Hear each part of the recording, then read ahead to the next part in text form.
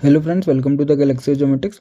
जैसे कि हम प्रीवियस लेक्चर सॉल्व कर रहे हैं, हमारे पास प्रीवियस ईयर है गेट ज्योमेट्रिक्स 2024 का। तो अब तक हमने क्या है, कॉमन पार्ट्स को सॉल्व किया जो सभी कैंडिडेट्स के लिए क्या इंपॉर्टेंट रहता है, कंपलसरी रहता है, जिनको क्वेश्चन सॉल्व करने होते हैं 46 नंबर तक। तो हमारे पास जो क्वेश्चन बचे हैं वो 8 क्वेश्चन बचे हैं 1 मार्क्स के, और 11 क्वेश्चन बचे हैं हमारे पास 2 मार्क्स के। तो टोटल 30 मार्क्स का पेपर बचा है। अभी तक हमने जो सॉल्व किया है वो 70 मार्क्स का सॉल्व किया है, जिसके अंदर हमारे पास 15 मार्क्स का क्या है, एप्टीट्यूड वाला पेपर होता है, क्वेश्चंस होते हैं। ठीक है, तो हमारे पास अब जो चॉइस रहती है स्टूडेंट्स के लिए, जैसे कि पार्ट B1 रहता है सर्विंग और मैपिंग कैंडिडेट्स ओनली के लिए, ये भी 30 मार्क्स का रहेगा, जिसमें 8 क्वेश्चन रहेंगे वहाँ पर 1 मार्क्स के, तो 8 नंबर का हो गया, और 11 क्वेश्चन रहेंगे 2 मार्क्स के, तो टोटल 22 नंबर हो गया। और यही सेम पैटर्न हमारे पास क्या पार्ट B, जो कि हमारे पास इमेज प्रोसेसिंग स्टूडेंट्स के लिए रहता है। ठीक है, जो वो सेक्शन चूज करते हैं। तो इसमें से हमारे पास ऑप्शन रहता है गेट ज्योमेट्रिक्स पेपर में, तो दोनों सॉल्व नहीं करने होते हैं। तो अभी हम क्या है पार्ट B1 को सॉल्व कर, जो serving and mapping candidates only के लिए है। ठीक है, इसमें हमारे पास 47 से लेके 54 जो 8 क्वेश्चन रहेंगे वो हमारे पास 1 मार्क्स के रहेंगे। तो उनको देखते हैं सबसे पहले, उसके बाद 2 मार्क्स के क्वेश्चन देखेंगे। तो 47 नंबर क्या था हमारे पास क्वेश्चन गेट 2024 ज्योमेट्रिक्स एग्जाम में। If the plotting accuracy of a map is 0.25 mm and the scale of the same map is 1:1 million है, 1 million नहीं है 1 lakh है, 1:1 lakh, what will be the minimum ground distance that can be plotted on the map। तो ये वाला हमने question already solve किया हुआ है अपने लेक्चर सीरीज के अंदर, मैप वाले लेक्चर सीरीज के अंदर, तो आप वहाँ से भी अच्छे से कॉन्सेप्ट समझ सकते हो। वैसे मैं इसको सॉल्व करके बताता हूँ। इसमें हमने सॉल्यूशन लिया हुआ है कि देखिए प्लॉटिंग एक्यूरेसी 0.25 mm है, जो कि हम मैप के ऊपर स्केल कर सकते हैं। तो कोई भी लाइन की लेंथ मान लीजिए 0.25 mm है। ठीक है, तो 0.25 mm इसकी लेंथ है, और हमें बतानी है ग्राउंड के ऊपर मिनिमम डिस्टेंस कितना होगा। तो ये हमें पता है कि स्केल जो होता है वो क्या होता है, डिस्टेंस ऑन द मैप, जैसे कि 0.25 mm हो गया। ठीक है, और related to the ground distance जो यही लाइन कवर करेगी हमारे पास। ठीक है, तो ग्राउंड का डिस्टेंस हमने क्या मान लिया, कोई भी जी मान लिया। तो यहाँ से जी की वैल्यू कितनी हो गई 0.25 mm, जो मैप के ऊपर मिनिमम प्लॉटिंग एक्यूरेसी है, और divided by the scale. Scale हमारे पास क्या है 1:1 लाख है, तो इसको 1:1 लाख लिखेंगे अगर हम स्केल को, तो ये जो 1 लाख है वो ऊपर चला जाएगा। तो ग्राउंड डिस्टेंस मिनिमम जो हम ड्रॉ कर सकते हैं या मेजर कर सकते हैं प्लॉटिंग एक्यूरेसी 0.25 mm के साथ for the scale of map 1:1 lakh, कितना हो जाएगा 0.25 इंटू का 1 लाख हो जाएगा, mm यूनिट रहेगी। और इसको हमने क्या किया मीटर में चेंज कर दिया, तो डिवाइडेड बाय 1000 कर दिया, तो 25 मीटर आ गया। तो सिंपल है, स्केल इज इक्वल टू क्या map on the distance, distance on the map divided by the distance on the ground. ठीक है, तो इससे हमारे पास आंसर कितना आ रहा है 25 मीटर, बी आंसर आ रहा है। ठीक है, नेक्स्ट क्वेश्चन क्या है कि the survey of India toposheet number 43D/16 cover D/6 covers ground area of. तो ये भी हमने टोपोशीट नंबरिंग के अंदर कवर किया हुआ है। तो इसके अंदर हमने सबसे पहले क्या सीखा था कि 43 जो नंबर है उसका 1 मिलियन शीट कहते हैं। तो उस वो जो कवर करेगी 4 डिग्री बाई 4 डिग्री कवर करती है।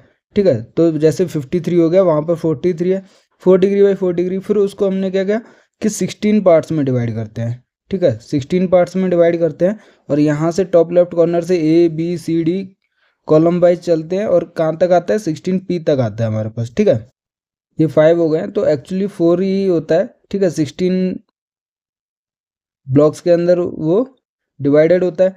ठीक है, तो ये जो शीट होगी जैसे 43D कितनी हो गई 1 डिग्री बाई 1 डिग्री कवर करेगी। उसके बाद उसको फर्दर 16 पार्ट्स में डिवाइड करते हैं, क्योंकि 6 है हमारे पास। ठीक है, तो 1 2 3 4 इस टाइप से 16 तक जाता है। तो ये जो शीट होगी, जैसे ये 4 डिग्री बाई 4 डिग्री थी, इसको 4 पार्ट में डिवाइड किया तो 1 डिग्री बाई 1 डिग्री हो गई। ये टोटल जो शीट है 43D 1 डिग्री बाई 1 डिग्री है। ठीक है, इसको हम 4 पार्ट में डिवाइड करेंगे अगर, तो कितना आ जाएगा 15 मिनट बाई 15 मिनट आता है। ठीक है, तो जो भी हमारे पास शीट रहेगी कौन सी वाली 43D/6, वो कितना कवर करेगी 15 मिनट बाई 15 मिनट कवर करेगी। तो ये सारा लेक्चर सीरीज के अंदर मैंने कवर किया हुआ है। वैसे ही मैंने एक्सप्लेनेशन के अंदर ये टेबल दिया है, तो जैसे 53C/8 है, ये कितना कवर कर रही है 15 मिनट बाई 15 मिनट। ठीक है, अगर 53C होती तो 1 degree by 1 degree, 53 4 degree by 4 degree, 53C north east south east या नॉर्थ वेस्ट साउथ वेस्ट होता तो 30 मिनट बाई 30 मिनट। हमसे पूछा गया है कि 43D/6 पूछा गया, जो कि कितना कवर करती है 15 मिनट बाई 15 मिनट कवर करती है। तो आंसर कितना हो जाएगा, ऑप्शन सी आंसर हो जाएगा हमारे पास। ठीक है, नेक्स्ट क्वेश्चन क्या है, यूनिवर्सल ट्रांसवर्स मर्केटर। तो ये क्या है, हमारे पास सर्वेइंग से रिलेटेड है और जो कि मैप्स के पोर्शन से पूछे गए हैं। तो ये मैप प्रोजेक्शन का पार्ट है। तो कौन से क्वेश्चन कितना वेटेज रखते हैं उसके लिए भी मैंने स्टैटिस्टिकल वीडियो बनाई हुई है, आप उसको फॉलो कर सकते हो, देख सकते हो, इसी चैनल के ऊपर अपलोडेड है।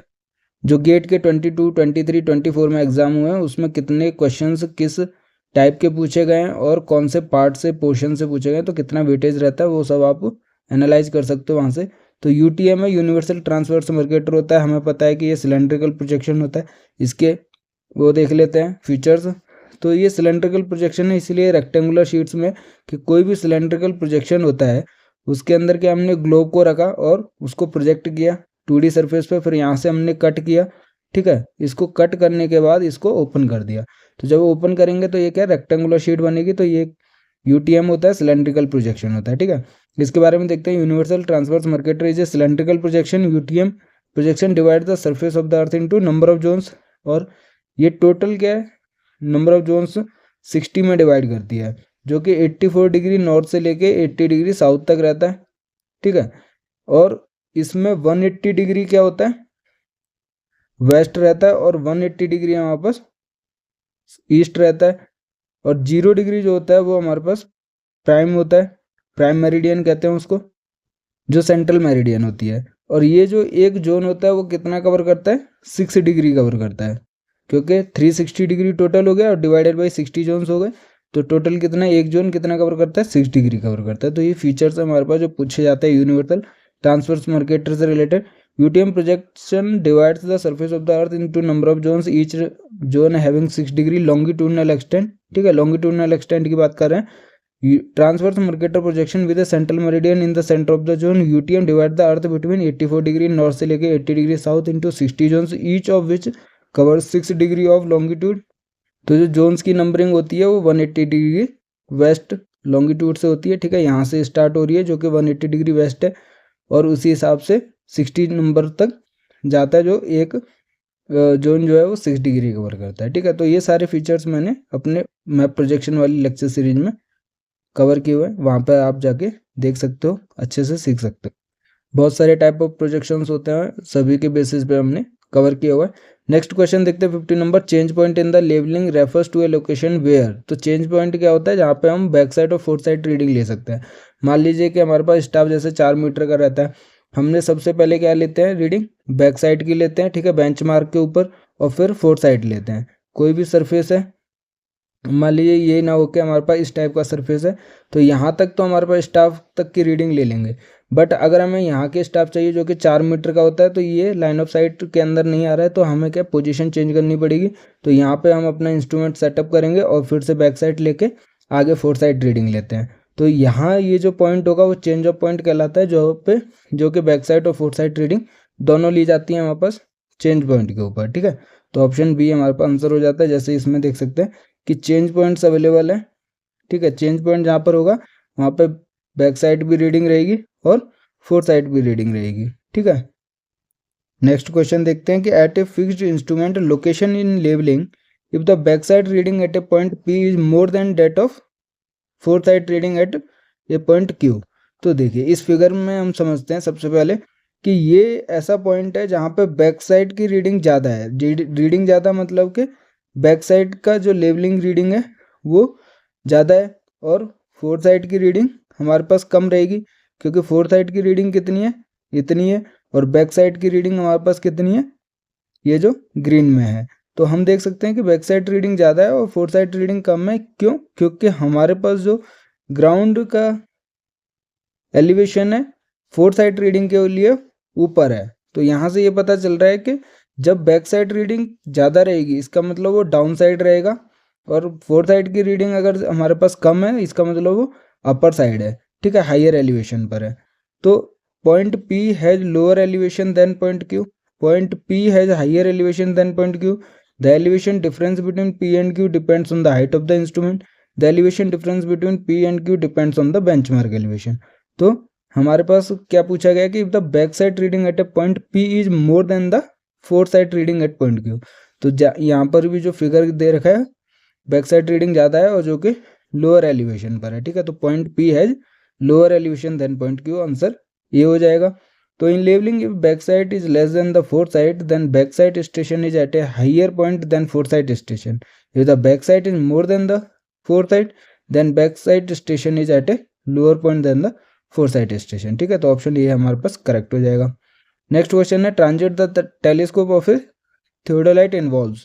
तो जब हम ट्रांजिट करते हैं इसका मतलब क्या है, उसको हम एक वर्टिकल एक्सिस के अंदर ही रोटेट करते हैं, वर्टिकल प्लेन के अंदर रोटेट करते हैं, जिसका मतलब क्या, rotating the telescope about its trunnion axis. तो अबाउट किसके करते हैं, ट्रूनियन एक्सिस के, और वर्टिकल प्लेन में होता है। जैसे आप थियोडोलाइट देखोगे तो ये जो थियोडोलाइट रहता है, अगर हम इसको इस तरीके से रिवॉल्व कर पा रहे हैं, मतलब कि अगर आप 3D फिगर समझोगे, ठीक है, इस टाइप से हमारे पास ये रोटेट हो रहा है, तो अबाउट द ट्रूनियन एक्सिस, ये जो ओरिजेंटल एक्सिस है ट्रूनियन एक्सिस हो गई, ठीक है। तो इसके अबाउट हम इसको क्या, जब रोटेट करते हैं, ठीक है, मूव करते हैं वर्टिकल प्लेन के अंदर, तो उसको हम ट्रांजिटिंग कहते हैं, ट्रांजिटिंग ऑफ थियोडोलाइट, जो कि अबाउट द हॉरिजॉन्टल और ट्रूनियन एक्सिस होती है इन्हें वर्टिकल प्लेन।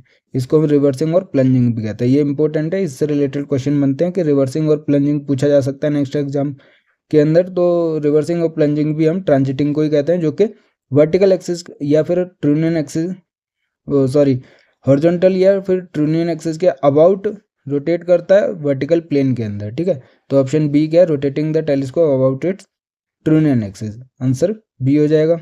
नेक्स्ट है scale of a vertical aerial photograph of an undulating terrain is.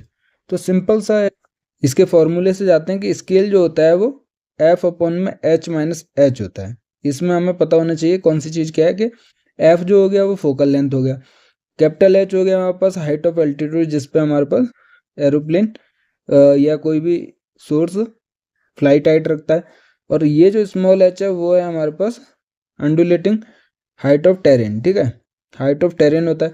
तो यहाँ से हम देख सकते हैं कि अगर एफ की वैल्यू, फोकल लेंथ की वैल्यू बढ़ेगी तो स्केल बढ़ेगा, कैपिटल एच की वैल्यू बढ़ेगी स्केल कम होगा, और यहाँ पे अगर स्मॉल एच मतलब हाइट ऑफ टेरेन इंक्रीज करेगा तो ये वैल्यू ओवरऑल क्या है, डिक्रीज कर जाएगी, ठीक है। तो डिक्रीज करेगी ये वाली वैल्यू, और स्केल की वैल्यू क्या कर जाएगी, इंक्रीज कर जाएगी। इसका मतलब क्या है कि जब एच की वैल्यू, हाइट ऑफ टेरेन की वैल्यू इंक्रीज कर रही है तो स्केल क्या डिक्रीज कर रहा है। उल्टा हो गया हमारे पास कि देखिए, जब ये वैल्यू इंक्रीज कर रही है, ओवरऑल वैल्यू यहाँ पर डिक्रीज कर रही है, तो ये वैल्यू इंक्रीज कर रही है। इसका मतलब ये वैल्यू जब हाइट ऑफ टेरेन इंक्रीज कर रही है तो स्केल हमारे पास क्या कर रहा है, इंक्रीज कर रहा है। तो इस फिगर से और मतलब कि इस फॉर्मूला से चलते हैं और ऑप्शन वाइज चलते हैं। एफ अपॉन में एच माइनस एच होता है स्केल, ठीक है, हमने ये चीज़ पढ़ी हुई है। और इसमें देख सकते हैं पहला ऑप्शन है directly proportional to the height of terrain, inversely proportional to the focal length of lens. तो ये तो पता चल रहा है कि डायरेक्टली प्रोपोर्शनल होता है, तो ऑप्शन ये गलत हो गया। Directly proportional to the flying height of the aircraft, तो ये इन्वर्सली प्रोपोर्शनल होता है, ये भी गलत हो गया। Uniform through out the photograph, ऐसा नहीं है क्योंकि अंडुलेटिंग टेरेन है, टेरेन के हाइट के ऊपर डिपेंड करेगा, ये भी गलत हो गया। तो ऑप्शन ये करेक्ट है। और कैसे करेक्ट है वो हम इस फॉर्मूले से देख सकते हैं कि जब स्मॉल एच की वैल्यू बढ़ेगी ओवरऑल वैल्यू डिक्रीज करेगी और स्केल की वैल्यू बढ़ेगी, तो ये वैल्यू बढ़ रही है तो स्केल की वैल्यू बढ़ रही है, तो हाइट ऑफ टेरेन इंक्रीज हो रहा है, स्केल इंक्रीज हो रहा है, डायरेक्टली प्रोपोर्शनल होता है। ऑप्शन ये हमारे पास करेक्ट हो जाएगा। ये फॉर्मूला देख लेते हैं कि जैसे जैसे हमारे पास टेरेन की हाइट इंक्रीज हो रही है वैसे वैसे हमारे पास क्या जो स्केल है वो इंक्रीज हो रहा है। तो S is equal to F upon में एच माइनस एच होता है, ठीक है, डायरेक्टली प्रोपोर्शनल होता है scale to the terrain of height, ठीक है, height of terrain. Option A हमारे पास करेक्ट हो जाएगा। नेक्स्ट क्वेश्चन देखते हैं कि iso centre of A tilted photograph is. तो ये चीज़ भी हमने देखी है। आइसो सेंटर क्या होता है, इंटरसेक्शन ऑफ बाइसेक्शन पॉइंट होता है, कि the point on the photograph where the bisector of the angle of tilt meets the photograph. तो बाइसेक्टर होता है किस किस के बीच में, ये फिगर में देख सकते हैं कि एक नादिर पॉइंट हो गया हमारे पास जो ट्रूली वर्टिकल और प्लम लाइन को कट करता है, ये हमारे पास प्रिंसिपल पॉइंट हो गया। इन दोनों के बीच का जो बाइसेक्टर होता है उसको हम क्या कहते हैं, आइसो सेंटर कहते हैं, ठीक है। तो इसमें थोड़ा सा डिफरेंट है, देखिए इस टाइप से समझते हैं कि हमारे पास ये वर्टिकल फोटोग्राफ हो गया, जैसे ये वाला vertical truly vertical air photograph हो गया, ठीक है, जिसमें कैमरा एक्सिस भी प्लम लाइन या फिर वर्टिकल एक्सिस में लाई करती है। जब टिल्ट एंगल रहता है कुछ ना कुछ, तो ये इस टाइप से, ये तो नादिर पॉइंट हो जाएगा। अगर फोटो प्लेन के ऊपर देखते हैं हम, तो ये स्मॉल एन हो गया और ये प्रिंसिपल पॉइंट हो गया। इन दोनों के बीच का जो बाइसेक्टर होता है उसको हम क्या कहते हैं, आइसोसेंटर कहते हैं। ठीक है, तो बाइसेक्टर होता है angle of tilt meets the photograph, और ये जो एंगल है उसको हम क्या कहते हैं, टिल्ट एंगल कहते हैं। तो बाइसेक्टर हो गया आइसोसेंटर टिल्ट एंगल का। ठीक है, तो ऑप्शन बी डी जो है वो करेक्ट हो गया आंसर। तो अभी तक हमने 8 क्वेश्चंस देखे जो कि 1 मार्क्स के थे। अब हम 2 मार्क्स के क्वेश्चन देखते हैं जो कि सर्विंग एंड मैपिंग के ही हैं, 55 नंबर से 65 नंबर तक। 55 क्वेश्चन क्या था कि the magnetic bearing of a line in the year 1990 was found to be north 40 degree 30 minute west and magnetic declination was 3 degree 30 minute east. If the present magnetic declination is 2 degree 10 minute west, the magnetic bearing now in reduced bearing system बताना है, whole circle bearing में नहीं बताना है, would be.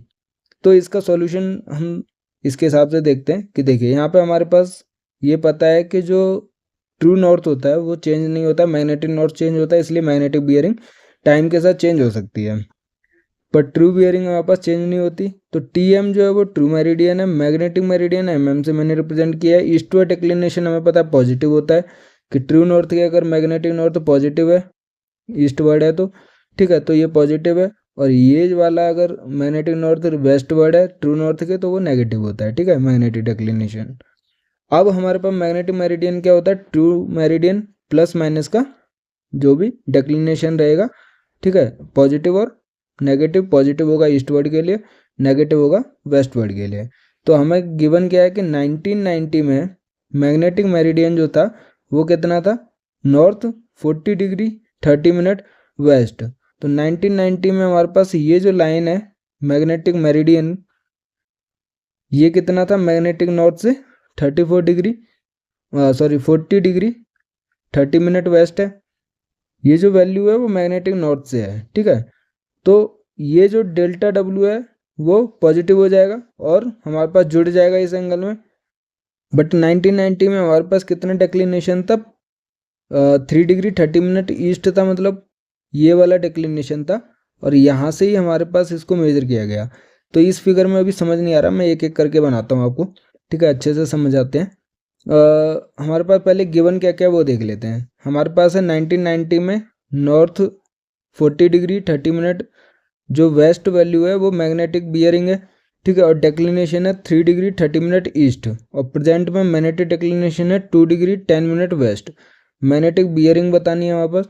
तो देखिए सबसे पहले मैं आपको फिगर बनाता हूँ, ये हो गया ट्रू नॉर्थ, और सबसे पहला जो पॉइंट दिया हुआ है वो है डिक्लिनेशन 3 डिग्री, ठीक है, ये हमारे पास क्या है 3 डिग्री 30 मिनट ईस्ट है, ये ईस्ट हो गया, ये वेस्ट हो गया, ये नॉर्थ हो गया। अब ये जो लाइन है मैग्नेटिक डिक्लिनेशन की, ये मैग्नेटिक नॉर्थ है, और इसी से हमारे पास रीडिंग गिवन है अपनी मैग्नेटिक बियरिंग। ये लाइन होगी हमारे पास, मान लीजिए ए बी लाइन है, तो इसका इस मैग्नेटिक नॉर्थ से कितना एंगल गिवन है, 40 डिग्री 30 मिनट। ठीक है, तो ये 40 डिग्री 30 मिनट। तो इस फिगर से हम देख सकते हैं कि ये जो एंगल हुआ ट्रू नॉर्थ से, उसमें हम डेल्टा ई को माइनस कर देंगे। तो 40 डिग्री 30 मिनट में से 3 डिग्री 30 मिनट माइनस करेंगे तो ट्रू बियरिंग हमारे पास आ जाएगी। ठीक है, तो वही फिगर के अंदर है कि मैग्नेटिक नॉर्थ से 40 डिग्री 30 मिनट वेस्ट है, और 3 डिग्री 30 मिनट हमारे पास क्या गिवन है, डिक्लिनेशन गिवन है। तो ट्रू नॉर्थ की वैल्यू हमारे पास कितनी हो जाएगी, 40 डिग्री 30 मिनट माइनस का 3 degree 30 minute, total north west हो जाएगा। ये जो वैल्यू हो जाएगी कितनी हो जाएगी, 37 डिग्री नॉर्थ वेस्ट हो जाएगी, ट्रू नॉर्थ। ठीक है, ट्रू बियरिंग हो जाएगी हमारे पास, जो कि चेंज नहीं होगी। अब हमारे पास क्या प्रेजेंट में डिक्लिनेशन 2 डिग्री 10 मिनट वेस्ट है, जो कि नेगेटिव है। ठीक है, तो अभी की सिचुएशन ये ट्रू नॉर्थ है, और यहाँ पे हमारे पास अब मैग्नेटिक नॉर्थ है। तो हमारे पास जो लाइन है वो तो यहीं पर है, बट हमें बतानी है ये वाली वैल्यू। ठीक है, और हमें ये पता है कि ये जो है वो 2 डिग्री 10 मिनट गिवन है, और ओवरऑल एंगल हमने ऑलरेडी निकाल ही लिया है ट्रू नॉर्थ से, वो कितना था, 37 डिग्री था। तो 37 डिग्री में से अगर हम ये माइनस कर देंगे 2 डिग्री 10 मिनट, तो हमारे पास क्या आ जाएगा, मैग्नेटिक बियरिंग आ जाएगी प्रेजेंट वैल्यू, जैसे कि ये वाला एंगल जो है, ठीक है, यही हमें कैलकुलेट करना है। तो हमारे पास 37 डिग्री था नॉर्थ वेस्ट ट्रू बियरिंग, और मैग्नेटिक डिक्लिनेशन अभी प्रेजेंट का -2 डिग्री 10 मिनट है। तो हमें मैग्नेटिक बियरिंग निकालनी है। मैग्नेटिक मेरिडियन लिख लिया है मैंने, तो मैग्नेटिक बियरिंग है ये एक्चुअली। मेरिडियन तो उस लाइन को, प्लेन को कहते हैं, ठीक है। तो ये magnetic bearing is equal to true bearing minus का डेल्टा डब्ल्यू हो जाएगा। तो नॉर्थ 37 डिग्री 0 मिनट माइनस का 2 डिग्री 10 मिनट, और इसको सॉल्व करेंगे अगर हम, तो हमारे पास कितना आ जाएगा, 37 डिग्री को हम क्या लिख सकते हैं, 36 डिग्री 60 मिनट, बात तो वही हो गई, और माइनस का 2 डिग्री 10 मिनट, 36 से 2 गया 34 डिग्री, और 60 से 10 गया हमारे पास 50 मिनट। तो हमारे पास मैग्नेटिक बियरिंग कितनी आ जाएगी, नॉर्थ 34 डिग्री 50 मिनट वेस्ट आ जाएगा, और जो कि रिड्यूस बियरिंग के अंदर है, नॉर्थ वेस्ट के अंदर है, ठीक है। तो ऑप्शन हमारे पास क्या हो जाएगा, डी हो जाएगा, 34 डिग्री 50 मिनट नॉर्थ वेस्ट, ठीक है, आंसर हो जाएगा। तो इसका कॉन्सेप्ट एक सिंपल सा होता है, वो हमें समझना है कि ट्रू बियरिंग जो है वो टाइम के साथ चेंज नहीं होता है, मैग्नेटिक बियरिंग चेंज होता है। मैग्नेटिक डिक्लिनेशन जो होता है वो दोनों के बीच का हॉरिजॉन्टल एंगल डिफरेंस रहता है, ट्रू बियरिंग और मैग्नेटिक बियरिंग के, ठीक है। या फिर ट्रू मेरिडियन और मैग्नेटिक मेरिडियन के बीच में ईस्टवर्ड है तो पॉजिटिव है, वेस्टवर्ड है तो नेगेटिव है, ठीक है। नेक्स्ट क्वेश्चन चलते हैं, 56 नंबर है, रेड कर रखा है, इसका मतलब ये क्या है, मल्टीपल सेलेक्ट क्वेश्चन है। इसके ऑप्शंस जो है एक या एक से ज़्यादा सही हो सकते हैं। तो क्वेश्चन देखते हैं हमारे पास क्या क्या गिवन है कि map A represents all the roads, street lights, trees and buildings of a campus of 5 kilometre square, ठीक है। Another map B represent the forest and agricultural area of district of 10,000 kilometre square. Considering the physical size of both maps A and B same, which of the following statements. तो दोनों का क्या जो physical area है कितना भी होगा, मान लीजिए कितना होगा हमारे 1 फुट बाई 1 फुट मान लेते हैं कि दोनों का फिजिकल एज्यूम कर लेते हैं कि सेम है, हमारे पास गिवन है। अब ये जो रिप्रेजेंट कर रहे हैं, मैप बी जो रिप्रेजेंट कर रहा है वो 10,000 किलोमीटर स्क्वायर रिप्रेजेंट कर रहा है, ठीक है, 10,000 किलोमीटर स्क्वायर। और ये जो रिप्रेजेंट कर रहा है मैप ए, वो रिप्रेजेंट कर रहा है 5 किलोमीटर स्क्वायर। हमें पता है जो स्केल होता है मैप का एरिया है और मैप के ऊपर डिस्टेंस, अगर हम एरिया लेके चलते हैं, ये मान लीजिए 1 मीटर बाई 1 मीटर ही है, ठीक है। तो मैप का एरिया कितना हो गया, 1 metre into 1 metre divided by 5 kilometre square. Scale of a map हो जाएगा। स्केल ऑफ बी मैप कितना हो जाएगा, 1 मीटर बाई 1 मीटर, ठीक है, डिवाइडेड बाई 10,000 किलोमीटर स्क्वायर, ठीक है। तो हमें पता है डिनोमिनेटर में किसका सबसे ज़्यादा आएगा, 10,000 किलोमीटर स्क्वायर वाले का, ठीक है। तो स्केल का डिनोमिनेटर जिसका ज़्यादा होगा वो स्केल क्या होता है, स्मॉल होता है। तो स्मॉल स्केल कौन सा हो जाएगा, बी हो जाएगा, ठीक है। तो ऑप्शन बी जो है वो गलत हो गया, और ऑप्शन ए हमारे पास क्या सही हो जाएगा, क्योंकि मैप ए का डिनोमिनेटर छोटा होगा और मैप स्केल जो होगा ए का वो लार्ज स्केल होगा। तो ऑप्शन ए करेक्ट हो गया, बी गलत हो गया। सी क्या है, both maps are same scale, ये भी गलत हो गया। Both maps are not at same scale, ये भी है। दोनों का स्केल क्या डिफरेंस रहेगा, क्योंकि फिजिकल साइज जो है वो सेम है, लेकिन जो एरिया कवरेज है दोनों का वो डिफरेंट है। तो ऑप्शन ए सही हो जाएगा और ऑप्शन डी सही हो जाएगा। अब देखिए, size of both maps are same given है। लार्ज स्केल मैप कौन से होते हैं कि map which shows a small area with detailed information. Small area को कवर करते हैं, मतलब डिनोमिनेटर क्या है उनका स्मॉल रहता है। तो लार्ज स्केल मैप्स होते हैं जो कि डिटेल्ड इन्फॉर्मेशन प्रोवाइड करते हैं, ठीक है। Large scale maps represent an area in higher detail, this map में contain more information but coverage of an area is small. Small scale map क्या है कि objects are relatively small. For instance, a map depicting a large area such as entire country is consider to be a small scale map, क्योंकि denominator हमारे पास large रहता है, जो large area को कवर करते हैं वो स्मॉल स्केल मैप्स होते हैं, ठीक है। इसमें फाइनाइट डिटेल्स नहीं होती हैं। तो ऑप्शन ए और ऑप्शन डी क्या हमारे पास करेक्ट आंसर हो जाएगा। नेक्स्ट क्या है, which of the following statements is are correct. अब ये भी रेड कलर में मैंने शो किया, मतलब ये मल्टीपल सेलेक्ट क्वेश्चन है, एक से ज़्यादा आंसर सही हो सकते हैं। सबसे पहले यहाँ पर triangulation is preferred in plain area where trilateration is preferred in hilly areas. तो ये गलत है, क्योंकि ट्रायंगुलेशन क्या है हिली एरियाज में सही रहता है, क्योंकि जो फिजिकल मेजरमेंट है, ट्राइलिट्रेशन का मतलब हम लेंथ को मेजर कर रहे हैं, और ट्रायंगुलेशन के मतलब है हम एंगल्स की मेजरमेंट के साथ उसको सर्वे को कर रहे हैं। तो लेंथ मेजर करना हिली एरिया में डिफिकल्ट होता है, तो ट्रायंगुलेशन वाला मेथड यूज करते हैं। तो ऑप्शन बी करेक्ट है हमारे पास, ऑप्शन ए गलत हो गया। ट्राइलेट्रेशन हम प्लेन एरिया में यूज कर सकते हैं, ठीक है। इसके बाद क्या है कि in triangulation the angles are measured with greater accuracy, while in trilateration sides are measured with greater accuracy. ये भी सही है, क्योंकि ट्राइलेट्रेशन में हम क्या लेंथ को मेजर कर रहे हैं तो साइड को ज़्यादा एक्यूरेसी के साथ मेजर करते हैं, ट्रायंगुलेशन में एंगल मेजर कर रहे हैं तो एंगल को ज़्यादा एक्यूरेसी के साथ मेजर करते हैं। तो ऑप्शन बी और सी सही हो जाएगा, और ए और डी हमारे पास गलत हो जाएगा। तो ऑप्शन बी और सी सही है। तो ट्रायंगुलेशन एक्सप्लेनेशन देख लेते हैं। Triangulation involves measuring the angles in A triangle found by 3 known points. तो 3 नोन पॉइंट्स हैं हमारे पास, जैसे सर्वे करते हैं ये प्रिंसिपल होता है, जैसे जीपीएस का होता है हमारे पास ट्राइलेट्रेशन कॉन्सेप्ट जो प्रिंसिपल होता है, वैसे ही ट्रायंगुलेशन का 3 एंगल हम मेजर कर रहे हैं, ठीक है, उसके रेस्पेक्ट में हम सर्वेइंग कर रहे हैं। The position of unknown point is determined by creating triangles and measuring the angles from these known points. तो ये जो नोन पॉइंट्स से हम किसी भी अननोन पॉइंट का मेजरमेंट कर सकते हैं, ठीक है, ट्रायंगुलेशन कॉन्सेप्ट में।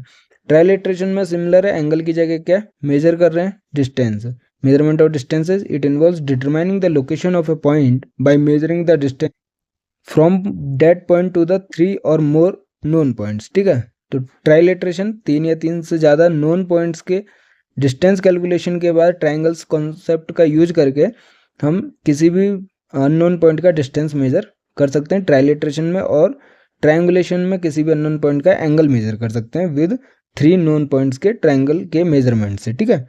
तो triangulation is usually the preferred option when surveying A hilly area due to ease of establishing stations at appropriate distances and ascertaining the line of sight, ठीक है।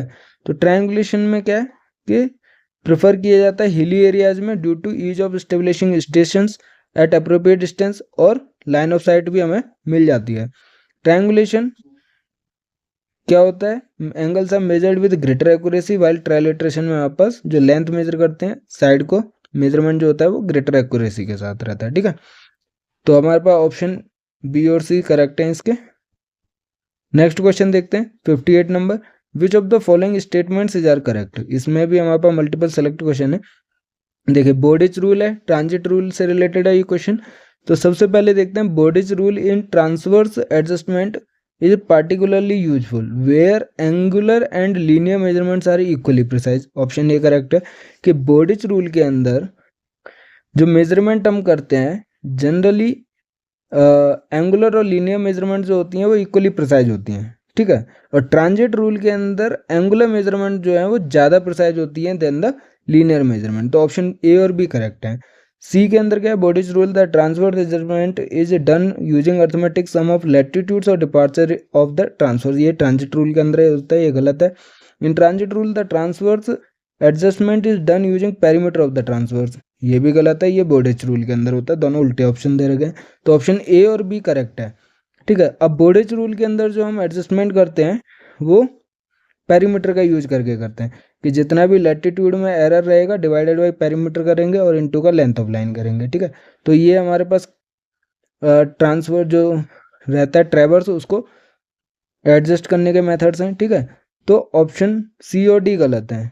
ट्रांजिट रूल के अंदर क्या है, अर्थमेटिक सम ऑफ लैटिट्यूड और departure का use करते हैं कि किसी भी लेंथ ऑफ लाइन में डिपार्चर के अंदर और कितना एटीट्यूड है एरर है, और सम ऑफ द टोटल अर्थमेटिक सम कितना है डिपार्चर के, उसको डिवाइड करके लेंथ ऑफ लाइन से डिवाइड करके हम क्या करते हैं निकाल। और ट्रांजिट रूल के अंदर क्या होता है कि जो एंगुलर मेजरमेंट होती हैं वो ज़्यादा प्रिसाइज होती हैं। तो ऑप्शन ए और बी करेक्ट है। इसका एक्सप्लेनेशन देख लेते हैं, फिर इसका हम करेक्शन कैसे करते हैं वो भी देख लेंगे। कि Bowditch rule is use to balance the traverse when the linear and angular measurements are equally precise, while transit rule is used to balance the transverse नहीं है traverse है, traverse when the angular measurement are more precise than the linear measurement, ठीक है। तो option A correct हो गया। बोर्डिच rule option A और B दोनों करेक्ट हो गया, ठीक है। बोर्डिच रूल के अंदर क्या होता है कि बोर्डिच रूल को कंपास रूल कहते हैं, ठीक है। दोनों का डिफरेंस हम मेजर कर लेते हैं यहाँ पे।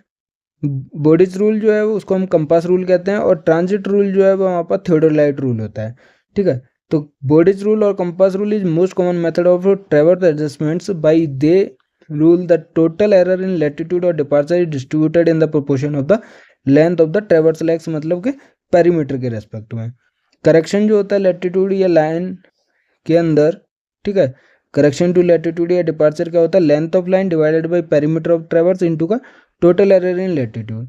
और करेक्शन टू डिपार्चर क्या होता है, length of line divided by the perimeter of ट्रेवर्स into का टोटल एरर इन डिपार्चर। ये बोडिच रूल होता है। और ट्रांजिट रूल क्या होता है कि by this rule the angle are measured with more precision and error in latitude और departure is proportional to its latitude और departure. This method is adjusting the consecutive coordinates of traverse is completely empirical and no theoretical base for it. Correction कैसे apply करते हैं latitude या departure के अंदर। Latitude के अंदर क्या होता है कि length of line divided by the arithmetic sum of all latitudes into का टोटल एरर इन लैटिट्यूड, ठीक है। करेक्शन डिपार्चर में करना है तो length of line divided by arithmetic sum of all departure into का टोटल एरर इन डिपार्चर होता है। तो जैसे मैंने फॉर्मूला में दिखाया था वैसे ही हमारे पास इसको एडजस्ट किया जाता है ट्रेवर्स को। तो ऑप्शन ए और बी करेक्ट है, सी और डी गलत है, ठीक है। आंसर ए और बी हो जाएगा। नेक्स्ट है 59 क्वेश्चन। ग्रीन से इसका मतलब ये क्या होगा, एनईटी क्वेश्चन है, न्यूमेरिकल आंसर टाइप क्वेश्चन है, ठीक है। क्या पूछा गया, consider a point A on the surface of earth, its elevation with respect to EGM 2008 geoid is 95.5 metre. The geoidal undulation of at point A is 4.5 metre. The orthometric height of point A is, orthometric height जो होती है वो हम major करते हैं geoid या फिर equipotential surface से। तो यहाँ पे हमारे पास ये जो हाइट गिवन है वो किससे गिवन है, जियोइड सरफेस से गिवन है, ठीक है, EGM 2008 से गिवन है। तो यही जो हो जाएगी वो क्या, ऑर्थोमेट्रिक हाइट हो जाएगी। तो ऑप्शन की ज़रूरत नहीं है, आंसर हमारे पास 95.5 जो कि राउंडेड टू 1 प्लेस डेसिमल बताना है, ठीक है। आंसर हमारे पास 95.5 मीटर है और आंसर भी हमारे पास रेंज जो दी थी वो 95 से 96 है, मतलब कि आंसर क्या है 95.5 मीटर। कन्फ्यूजन के लिए हमारे पास डेटा गिवन है जियोइडल अंडुलेशन का। तो जियोइडल अंडुलेशन का हम यूज कर सकते थे अगर ये इलिप्सोइडल हाइट पूछता हमसे, क्योंकि फॉर्मूला हमारे पास जो रिलेशन रहता है orthometric height is equal to ellipsoidal height minus का जियोइडल अंडुलेशन है। अगर स्मॉल एच की वैल्यू पूछता, क्योंकि कैपिटल एच तो हमें गिवन है ऑर्थोमेट्रिक हाइट और जियोइडल अंडुलेशन गिवन है, बट हमसे पूछा क्या गया, कैपिटल एच की वैल्यू ही पूछी गई है जो कि गिवन है 95.5 मीटर।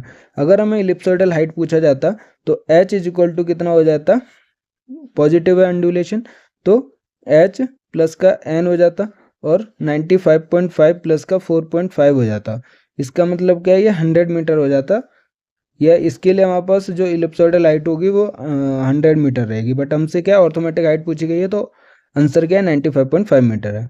तो the orthometric height capital H, it is the height difference between the vertical distance from a location on the earth surface and geoid, ठीक है। तो ऑर्थोमेटिक हाइट क्या होता है, एक्चुअली किसी भी ऑब्जेक्ट की एलिवेशन होती है फ्रॉम द जियोइड सरफेस, ठीक है। तो ये हमारे पास जियोइड सरफेस है रेड, तो यहाँ से हम देखेंगे कैपिटल एच हाइट है किसी भी पॉइंट की, और ये जो हमारे पास इलिप्स है, ठीक है, यहाँ से हमारे पास क्या हाइट है, इलिप्सोइडल हाइट है स्मॉल एच, और इन दोनों के बीच का जो सेपरेशन होता है उसको क्या कहते हैं हम, जियोइड हाइट कहते हैं या फिर जियोइडल अंडुलेशन कहते हैं, जियोइडल सेपरेशन भी कहते हैं, ठीक है। तो यहाँ से फॉर्मूला क्या है कि capital H is equal to H minus का एन होता है, बट हमसे कैपिटल एच की वैल्यू पूछी और गिवन भी वही है हमारे पास, तो आंसर यही हो जाएगा। ये हमारे पास 4.5 मीटर का कन्फ्यूजन के लिए दे रखा है और ऐसे क्वेश्चन पूछे जाते हैं वहाँ पर गेट एग्जाम में, काफ़ी ट्रिकी क्वेश्चन पूछे जाते हैं कि because the geoid coincides with the MSL mean sea level, where whenever we see elevation data described as x feet above the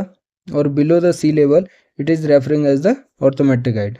तो मीन सी लेवल या इक्विपोटेंशियल सरफेस या geoid surface किसी भी point का एलिवेशन, चाहे depth तो हमारे पास सी के अंदर या फिर किसी भी पॉइंट की हाइट हो, उसको क्या कहते हैं, ऑर्थोमेट्रिक हाइट कहते हैं, ठीक है। तो इसका आंसर जो है वो 95.5 मीटर है। Next question, if the longitudinal overlap in aerial photographs is kept as 65%, the common overlap, superlap जिसको हम कह रहे हैं, क्योंकि दो फोटोग्राफ एक दूसरे के ऊपर हैं तो मतलब ओवरलैप है, और 3 फोटो एक दूसरे का कितना पोर्शन ओवरलैप है वो सुपरलैप हो गया, वही बताना है हमें। बिटवीन 3 सक्सेसिव फोटोग्राफ, ठीक है, कितना परसेंटेज है, तो ये भी एनईटी क्वेश्चन है। इसको देखते हैं कि एक हमारे पास क्या है, फोटोग्राफ हो गया 100% हो गया, ठीक है। दूसरा फोटोग्राफ आया वो कितना कवर कर रहा है, लॉन्गिट्यूडनल ओवरलैप 65% है, तो ये कितना बच गया, 35% बच गया, और ये 65% हो गया। नेक्स्ट फोटोग्राफ आया वो कितना है, फिर से 65% ओवरलैप कर रहा है, तो ये 35 था, और इसके बाद ये कितना आ जाएगा, ये 65% इसने ओवरलैप कर लिया लॉन्गिट्यूडनल अगली फोटो के साथ, ब्लू वाली की फोटो के साथ। तो ये हमारे पास कितना बच गया, 35% रहेगा, ये 65% रहेगा, बट हमें सुपर ओवरलैप निकालना है। ओवरलैप निकालना होता तो ये 65% हो रहा है, बट सुपर ओवरलैप क्या है, तीनों फोटो कितना ओवरलैप जा रहा हो रही है, ये कितना हो गया, ये 35 है और ये टोटल 65 है, ये कितना आ जाएगा हमारे पास 30% आ जाएगा। तो आंसर क्या है, 30 हो जाएगा, परसेंटेज में बताना है। ठीक है, तो वही है, ये जो सुपर ओवरलैप हो रहा है कितना हो जाएगा, 30% हो जाएगा, आंसर 30 हो जाएगा। ठीक है, नेक्स्ट क्वेश्चन है कि the representative fraction R F of the graphical scale given below is 1:x where x is the integer. तो उसका आंसर बताना है। तो ये जो सभी क्वेश्चन हैं वो 2 मार्क्स के क्वेश्चन है। आप सोच सकते हो कि 2 मार्क्स के क्वेश्चन कितने इजीली पूछे जाते हैं यहाँ पर गेट एग्जाम में, सर्विंग एंड मैपिंग पोर्शन के लिए, जो गेट ज्योमेट्रिक्स का एग्जाम है। ठीक है, जनरली हमने जो डिफिकल्ट क्वेश्चन देखते हैं एमएसक्यू में देखते हैं, क्योंकि एमएसक्यू के अंदर कोई भी एक ऑप्शन जो करेक्ट है अगर हमने उसको चूज नहीं किया तो 0 मार्क्स मिलता है।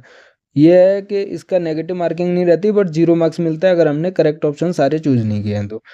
जो न्यूमेरिकल्स पूछे जाते हैं काफ़ी इजी पूछे जाते हैं हमारे पास।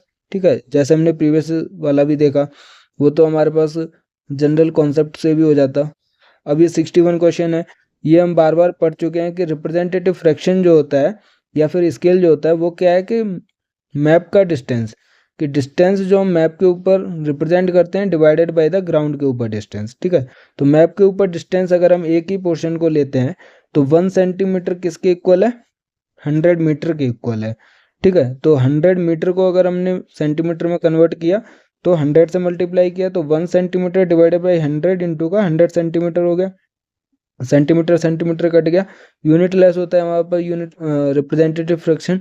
तो ये कितना हो गया, 1 अपॉन में 100 इंटू 100 हो गया, इसका मतलब 10,000 हो गया।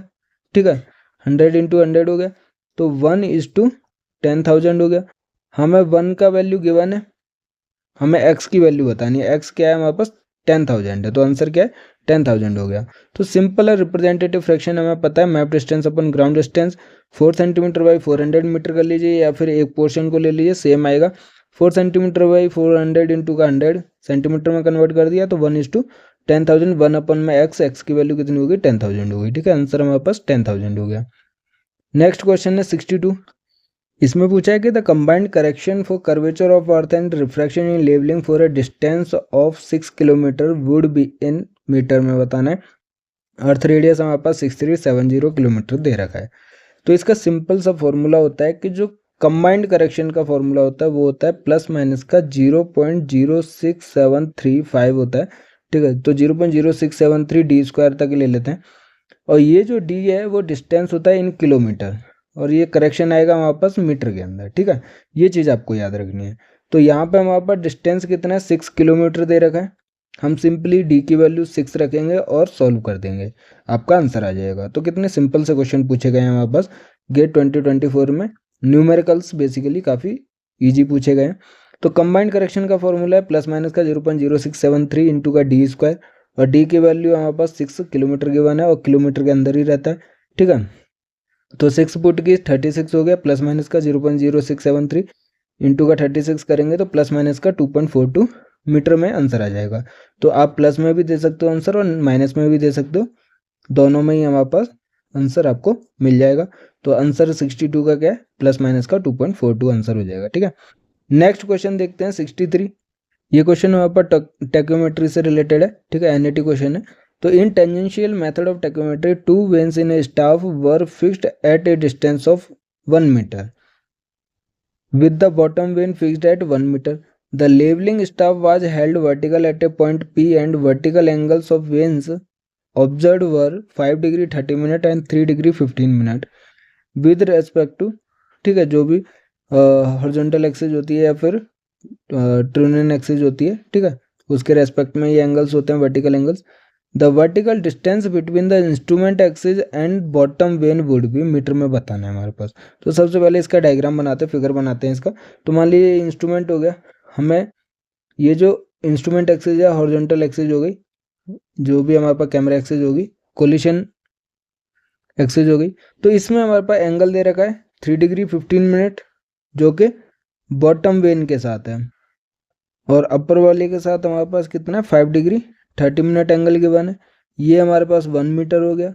हमें बताना क्या है, बॉटम वेन इंस्ट्रूमेंट एक्सेस और बॉटम वेन के बीच का डिस्टेंस बताना है, ये एक्स की वैल्यू बतानी है, ठीक है।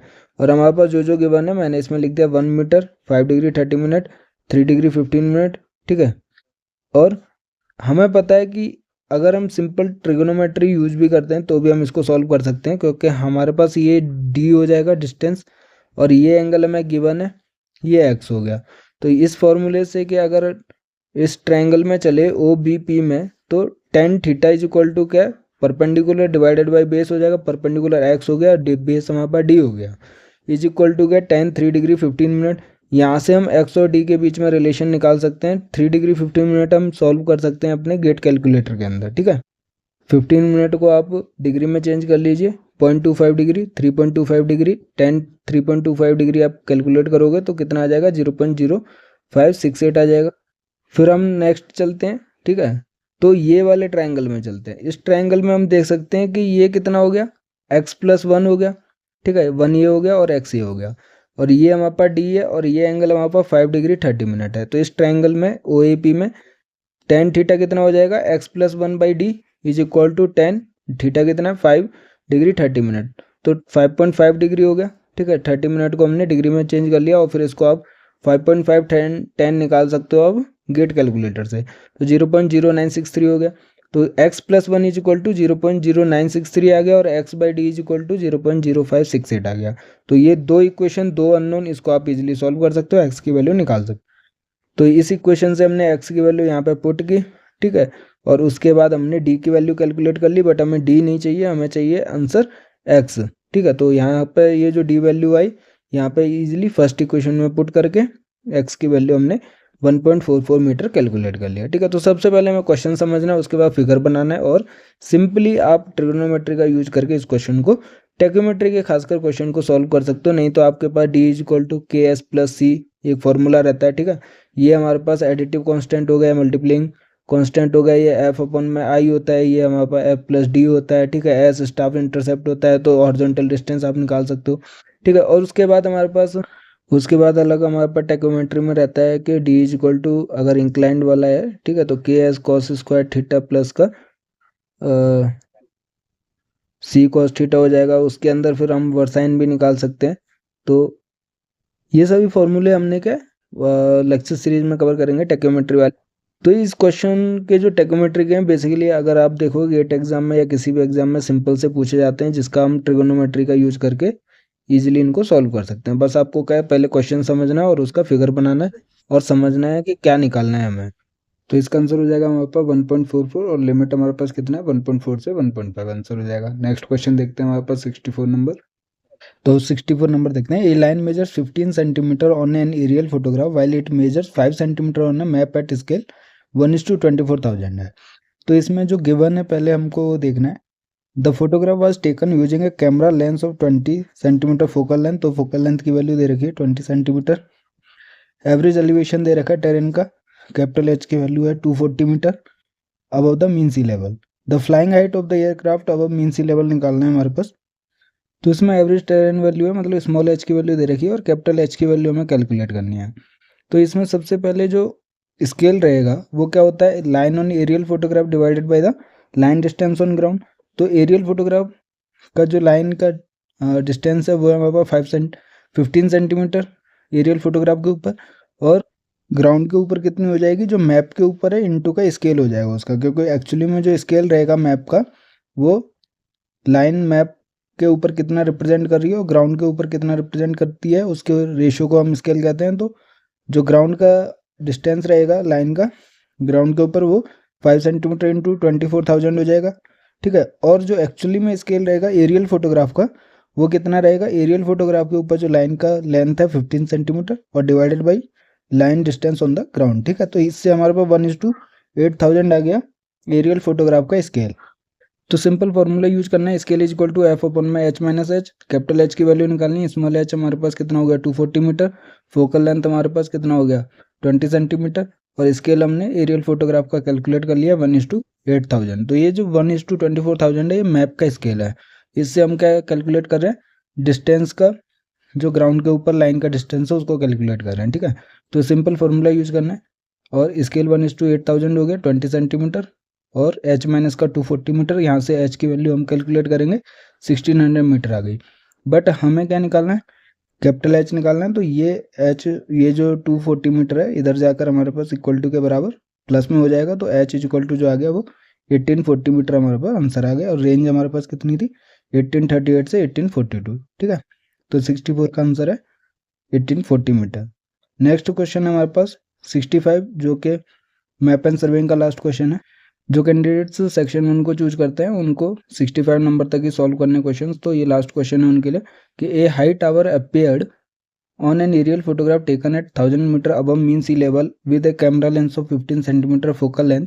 The radial distance of the top and bottom images of the tower from principal point of photograph are 92.6 mm and 78.3 mm respectively. If the average elevation of the terrain is 300 meter above mean sea level, then the height of the tower above ground is 1 calculate करना है, metre में बताना है। अब देखिए ये जो questions हैं, न्यूमेरिकल्स हैं, ज़्यादातर हमारे पास एरियल फोटोग्रामेट्री से काफ़ी सारे क्वेश्चन पूछे गए हैं, तो इंपॉर्टेंट पार्ट है। अब हमें हाइट ऑफ टावर या ऑब्जेक्ट निकालना है। इसका फॉर्मूला हम यूज करेंगे रिलीफ डिस्प्लेसमेंट वाला। तो ये मैंने कवर किया हुआ है अपनी लेक्चर सीरीज के अंदर, एरियल फोटोग्रामेट्री के अंदर। तो उसमें डेरिवेशन भी मैंने कवर किया है। और इसमें ये जो प्रिंसिपल पॉइंट से रेडियल डिस्टेंस होता है, बॉटम लेते हैं टॉप लेते हैं, वो चीज़ है। तो हम टॉप ऑफ द टावर का जो डिस्टेंस होता है वो हमारे पास एक्चुअली आर की वैल्यू होती है, तो 92.6 mm रहेगा यहाँ पे आर की वैल्यू। और इन दोनों के बीच का जो डिफरेंस रहता है वो रिलीफ डिस्प्लेसमेंट होता है। तो रिलीफ डिस्प्लेसमेंट कितना हो जाएगा, अगर हम इसको आर मान रहे हैं, ये R1 हो गया, तो R माइनस R1 कितना हो जाएगा, रिलीफ डिस्प्लेसमेंट हो जाएगा, जो कि हम यहाँ पर रिप्रेजेंट कर रहे हैं D से, ठीक है। तो फॉर्मूला आपको याद रखना है, और ये चीज़ मैंने लेक्चर सीरीज में कवर की है वैसे। तो relief displacement is equal to RH upon में H माइनस H होता है, यहाँ पे H2 से रिप्रेजेंट करते हैं, जो कि हाइट ऑफ टावर या फिर हाइट ऑफ ऑब्जेक्ट हो जाएगा। H2 की वैल्यू हमें यहाँ पे कैलकुलेट करनी है। गिवन क्या क्या है, रिलीफ डिस्प्लेसमेंट हम इजीली कैलकुलेट कर सकते हैं R माइनस R1 से। R की वैल्यू हमारे पास कितनी हो गई 92.6 mm, और R माइनस R1 कितना हो गया 92.6 माइनस का 78.3। कैपिटल H की वैल्यू गिवन है हमारे पास 1000 mm है, 1000 मीटर है हमारे पास। और H जो एवरेज टेरेन हाइट है वो स्मॉल h की वैल्यू हो जाएगी 300 मीटर, ठीक है। तो सारी वैल्यूज गिवन है, बस H2 की वैल्यू आपको कैलकुलेट करनी है। तो इसका सोल्यूशन देख लेते हैं कि ये अगर एरियल फोटोग्राफ है, जो फोकल पॉइंट होता है, सेंटर होता है, वहाँ से ये जो टावर क्रिएट हो रहा है, टावर की इमेज जो है, यही हमारे पास बॉटम हो गया नीचे वाला। इसका रेडियल डिस्टेंस सेंटर से कितना हो जाएगा, R1 हो जाएगा, ठीक है। और टॉप का डिस्टेंस हो गया हमारे पास R, जिसको मैं R2 से R1 से रिप्रेजेंट कर रहा हूँ 92.6 mm, ठीक है। तो ये R1 हो गया, और बॉटम वाला R2 से रिप्रेजेंटेड है। Radial distance of bottom 78.3 mm। अब इन दोनों का जो डिफरेंस है वो हमारे पास कितना है, रिलीफ डिस्प्लेसमेंट है, ठीक है। वो कितना हो जाएगा 14.3 mm। उसके बाद हमारे पास average elevation of terrain height small h की वैल्यू 300 मीटर है। एल्टीट्यूड ऑफ कैमरा मतलब फ्लाइंग हाइट कितनी है 1000 मीटर है। हाइट ऑफ टावर मतलब S2 हमें कैलकुलेट करना है इस फॉर्मूले के अंदर, और बाकी सारी चीज़ें हमें गिवन है। तो आपको ये रिलीफ डिस्प्लेसमेंट का बस फॉर्मूला याद रखना है, R/S2 अपॉन में H minus H is equal to क्या, रिलीफ डिस्प्लेसमेंट होता है। तो D की वैल्यू हो गई 14.3 mm, ठीक है। यहाँ से कैलकुलेट किया हमने। R1 जो हो गया वो टॉप ऑफ द टावर की रेडियल डिस्टेंस हो गई 92.6 मीटर। एक ये इंपॉर्टेंट है, क्योंकि इसमें कुछ लोग क्या है बॉटम का डिस्टेंस ले लेते हैं, बट ये क्या टॉप ऑफ द टावर का डिस्टेंस होता है रेडियल फ्रॉम द सेंटर, ठीक है। तो ये 92.6 mm रहेगा, 78.3 नहीं लेना है यहाँ पे, नहीं तो गलत आंसर हो जाएगा आपका। तो ये 92.6 इंटू का H2 अपॉन में 1000 माइनस 300, इसको आप सॉल्व करोगे तो आपको H2 की वैल्यू कितनी मिलेगी 108 मीटर। नियरेस्ट इंटीजर ले जाना है, इसलिए 108 मीटर नियरेस्ट इंटीजर हो जाएगा।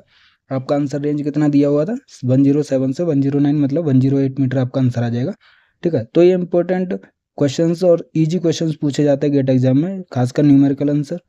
तो ये लास्ट क्वेश्चन था हमारे पास सर्विंग एंड मैपिंग वाले कैंडिडेट्स के लिए। इसके अलावा जो सेक्शन 2 वाले कैंडिडेट्स हैं, जो इमेज प्रोसेसिंग और एनालिसिस वाले सेक्शन को चूज करते हैं, उनके क्वेश्चंस भी हमारे पास 8 क्वेश्चन 1 मार्क्स के हैं, 11 क्वेश्चन हमारे पास 2 मार्क्स के हैं। तो टोटल 30 मार्क्स के ऑप्शनल आता है, उसमें आप चूज कर सकते हो सेक्शन 1 और सेक्शन 2। तो ये जो क्वेश्चंस हैं इनको हम अलग से वीडियो में कवर करेंगे। अगर आज की वीडियो में आपको कोई भी डाउट है तो आप हमें कमेंट कर सकते हैं। हमारे साथ व्हाट्सएप और टेलीग्राम चैनल पर जुड़ सकते हैं, जिसका लिंक जो है वीडियो के डिस्क्रिप्शन में आपको मिल जाएगा, जहाँ पर बाकी अपडेट्स भी अवेलेबल रहती हैं। तो अपनी गेट ज्योमेट्रिक्स की तैयारी ज्योमेट्रिक्स गैलेक्सी के साथ करते रहिए। Thank you.